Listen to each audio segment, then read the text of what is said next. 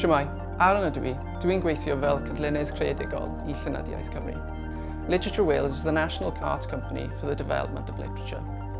Our vision is for a Wales where literature empowers, improves and brightens lives. Supported by the Welsh Government, we've developed Cymru Ni, Our Wales, a programme of workshops and professional learning resources to support teachers and educators to implement Professor Charlotte Williams's recommendations for the new curriculum.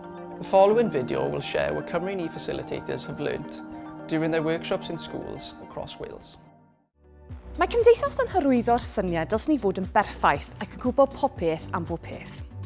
Fel athrawon, mae'r ddisgwyl I chi fod yn rhoddwyr gwybodaeth ac arbenigwyr mewn unrhyw pwnc rydych chi'n archwilio yn y dosbarth. Wrth siarad am pynciau cymhleth, ble falle dydych chi ddim gyda llawer o wybodaeth a phrofiad personol, y peth cyntaf rwy'n yn argymell yw I eistedd gyda hynny.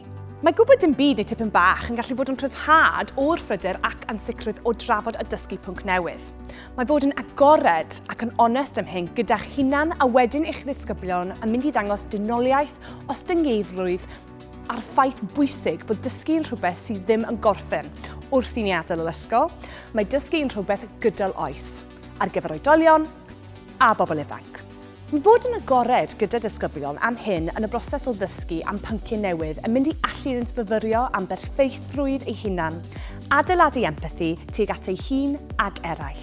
Mae'r broses o ddysgu am ddadgoloneiddio yn un bersonol sydd byth drosodd, ac yn broses sy'n hybu hunan fyfyrio fel rhywbeth sydd wastad yn bresennol wrth I ni gysylltu gyda media, llenyddiaeth, ddeddfwriaeth, cymdeithas ac ein gilydd.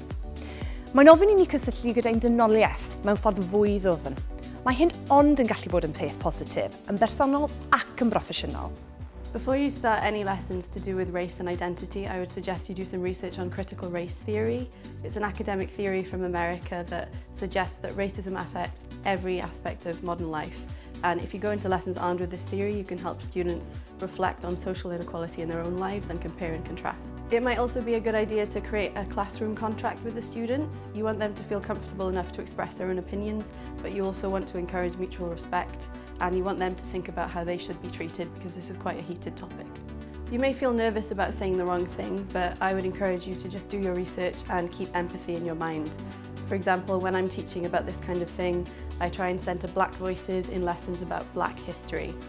And it's also important to remember that discrimination and racism goes beyond interpersonal relationships. It's a systemic thing that can affect education, housing, medicine and legislation. You might also want to encourage students to think about social inequality they're facing in their own lives. I find that if you empower them to talk about things they're passionate about, it might help them relate these kinds of things to the wider context of social inequality and racism.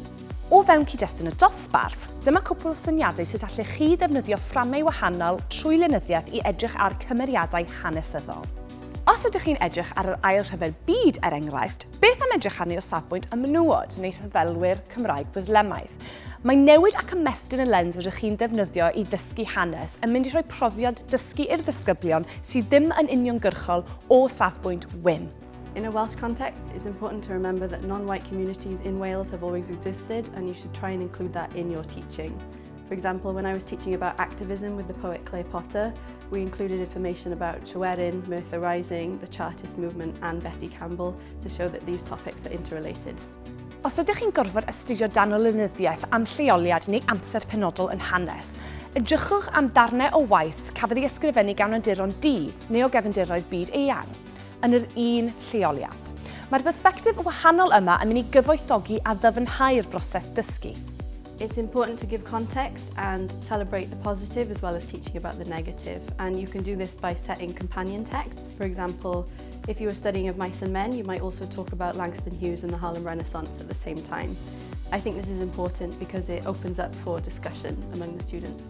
You can also normalise diversity by setting diverse texts as a matter of course and remembering that not every book by a non-white author has to be about racism.